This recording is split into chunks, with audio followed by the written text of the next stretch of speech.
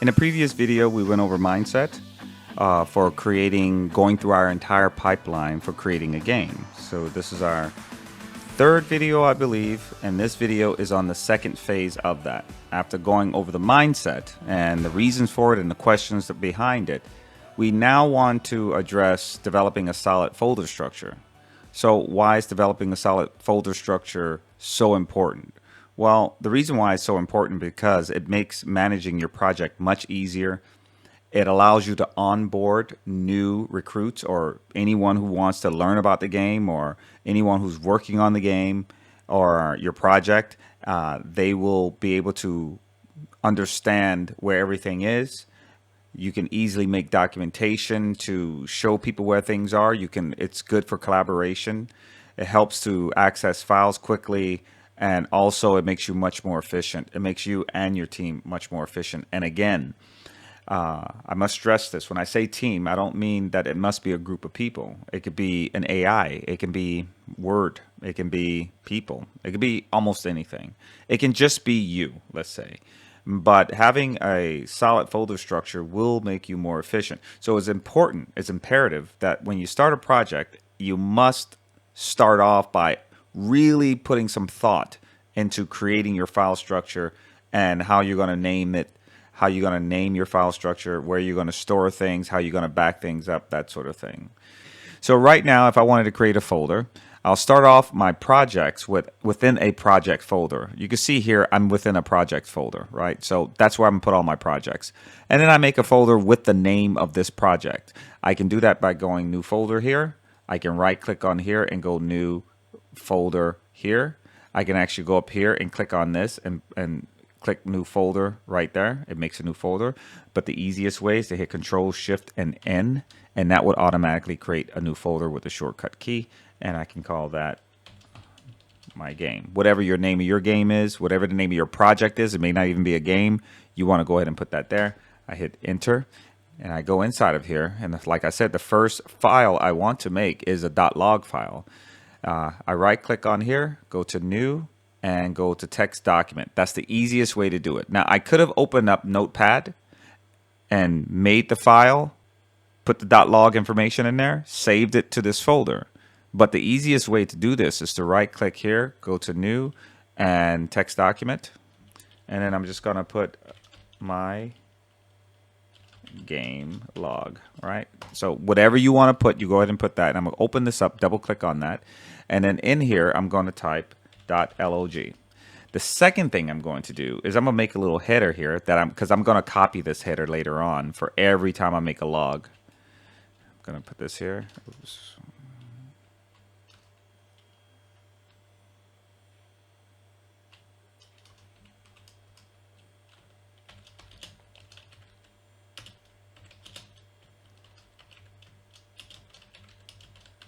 You can put your team name there. You can put your name there or whatever.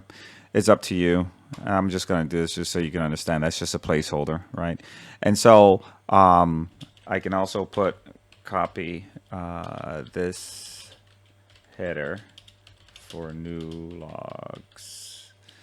Now, what does this do? I'm going to hit save. What this does is because I put that .log code in there at the top, what Windows will do every time I will open up that file is going to add the date and time to the file. So I'm literally creating something where I can keep track of everything that I'm doing in my project. So I just started the project today, so I can go ahead and double click in there, and as you can see, it added the date and time there. And underneath that, I'm going to go ahead and copy this, just like I said above there. And actually, because this date belongs to this, I can just do that. And then I can remove this and then start typing created folder structure. All right, and then I can close that, hit save, close it. And every time I double click in there, you can see I get a new date, and all I would have to do is copy this. I could just do like this and paste that there and start typing whatever I want down there. And there's my next log, hit save and close it.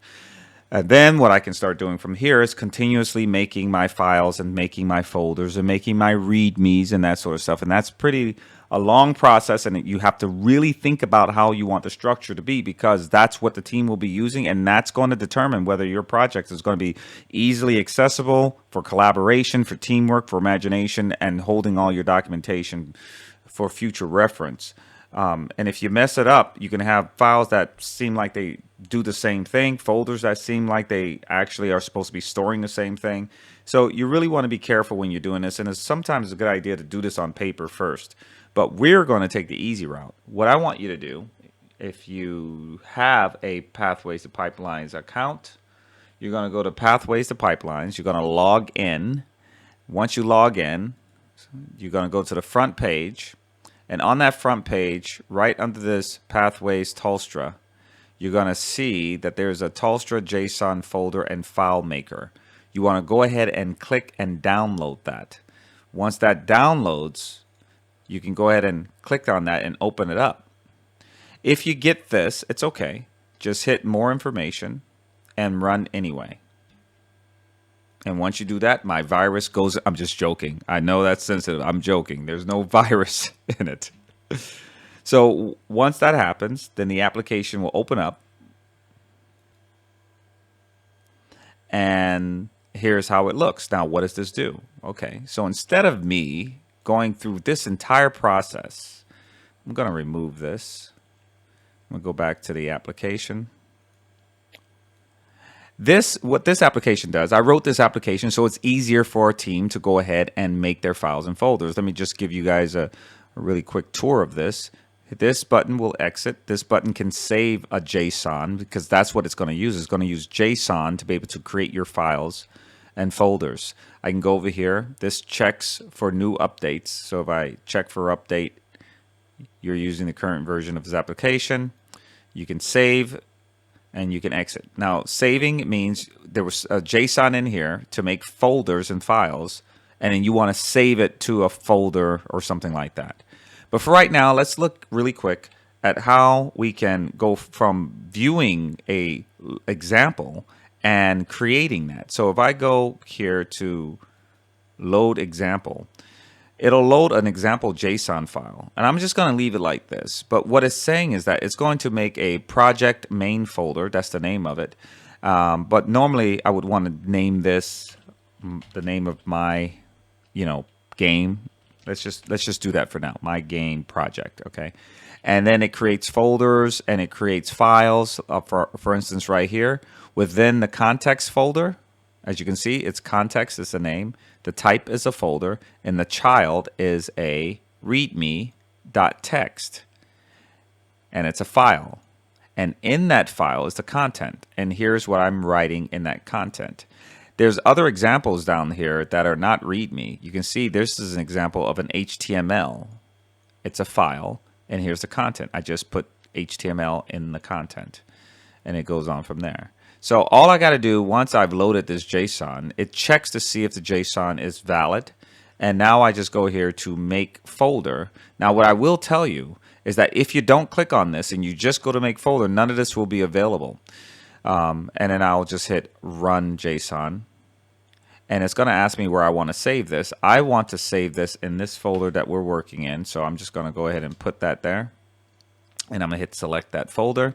And it runs. And let's look what it created. It created the name of that folder, and it created all those other folders that I don't have to worry about creating. Context folder, the folder name here. We could have changed all of that, obviously, in the JSON. You want to go ahead and do that. The requirements and the study. You can even add more to this. So if I hit the context here, you see there's a README file, and inside that README file, it just says this. It's just a test. Folder name here has that README file. Requirements had that HTML in there. So if I were to double click on that, it'll open up the web browser and the HTML.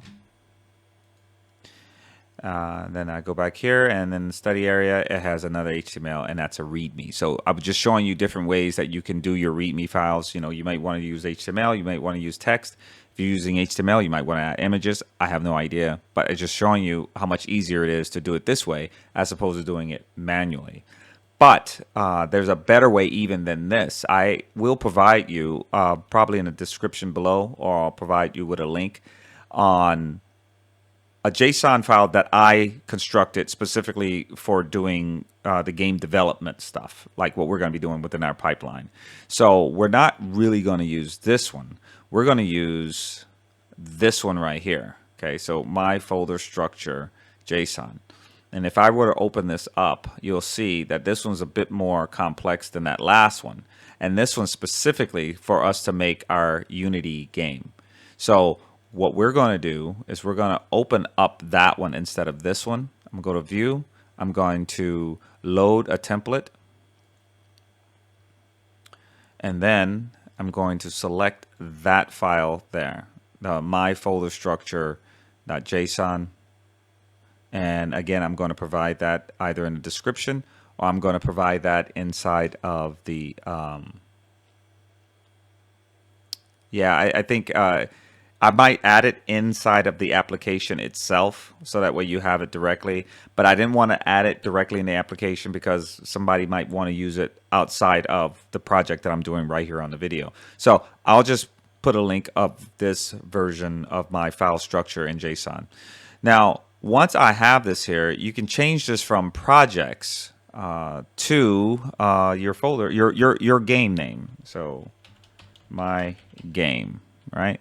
Whatever your game is, whatever the name of your project is. Might not be a game, it could be whatever, but whatever the name of your project is, you put it there. That's going to be the root folder. And then you can go through this and look at what's there and change what you want. But you see, I've already done a lot of the work here. I put the HTML and everything there, and this is a really good version. And all I did was took my example version and I expanded on it and made new files and new folders. And you want to go ahead and do that. And if you don't know much about JSON, it'd be good to go to W3 schools, learn a little bit about JSON, and use that information when you're creating your version of the JSON file. So once we've loaded this, we want to go ahead and make folders. Now, I'm going to go ahead and make this folder, but I just added this feature here because we're creating a game to include a game development document. Now, normally when you're creating a game, you create your folders, you create your files, and you have to literally create a game development document. What this will do is create a template game development document for you. And so all I have to do is hit run JSON, decide where I want this to go. I'm going to put it in my project folder, and I'm going to hit select folder. Now, inside this project folder, I'm going to have my game project, what I named it, and I also get this game development document template. The first thing I'm going to do is rename this to my game, and remember that's going to be the title, my game project or something. That's your title, whatever your title would be. And let's look at how this is here and how much time it's going to save us. Inside of here, you have this game development document. And basically, it lays out an overview of what you should have for your game development and your team and all that sort of stuff. The sections are all up in there. And there's some text at the bottom that kind of gives you an understanding of what other game development documents you can make on your own. It gives you an idea of what a game development document should look like, a game design wiki, so on and so forth. It just goes down the list. It gives you some important information about how you should think about developing your game and your game development document, and how it's more like a blueprint to what you will be creating, and a whole host of other things. Some of these things you're going to delete. Some of these things you're just going to replace, just like the header here. If you wanted to replace the header, you double click on that header and you replace it with whatever you want, change the name, whatever you want to do from there. And then save it as, the name of your game. So I can go ahead and close that. And now let's look at what I have here, my folders and my files. I'm going to double click on that. I have context here. I have a README file there. I'm going to double click on that. And as you can see, it's much more detailed now. It explains to you what this folder is for. So that's the README file is in there. Here's where our Unity project will go. Right. requirements. I'll double click that. As you can see, here are requirements to creating our game. We're going to go by the backstory, the concept, and obviously our requirements. And then the resources here. And these resources here, let me look at this project.log. As you can see, there's already a little bit of log there and a few examples here. Actually, not examples, actual logs. And you can replace this with your own. So it did make the log file, which is great. And here are some important links that we'll be using in the next video. So over here, it is links to some of the things you're going to have to download for this project. Well, learners.cloud you don't have to download. That's where I host all the videos. But Unity 3D, Blender, Notepad++, which is a really good notepad instead of using the one Windows gives you. The Discord is important to have Discord to collaborate with other developers. Visual Studio and free audio sounds. I also have one on, I think I should have put the one on here for free images, that sort of thing. But I think I can give you that in the discussion area. Oh, I'll put it in the video when we finally get there. So I can go ahead and close this. And the assets has audio, images, models. In the models that export projects, it has a README file in there. So you see, it did a lot of work there. I'm not really going to go through everything. The README files that tell you what these files are about, what the folders are about, how you use them, the study areas here. There's a README file there. So we're all set with our folder structure. You can do it the easy way or you can do it the hard way. But I think that using this application that I created for you guys will be much easier. You can even make it whichever way you want by using the JSON file and exporting out the folders and files that you want for your game. Or you can just make it yourself. In any case, with solid folders and files, you will be much more efficient. And you are really setting yourself up for success when creating your game. So in the next video, we're going to talk about documentation. And we're going to just add to some of our documentation here. Maybe add to our GDD, our game development document. And then after that, we're going to go ahead and start making our game. We also may be downloading some of the applications in that video. But hopefully this video was helpful. If you have any questions, leave them in the comment section below. And I'll see you guys next time.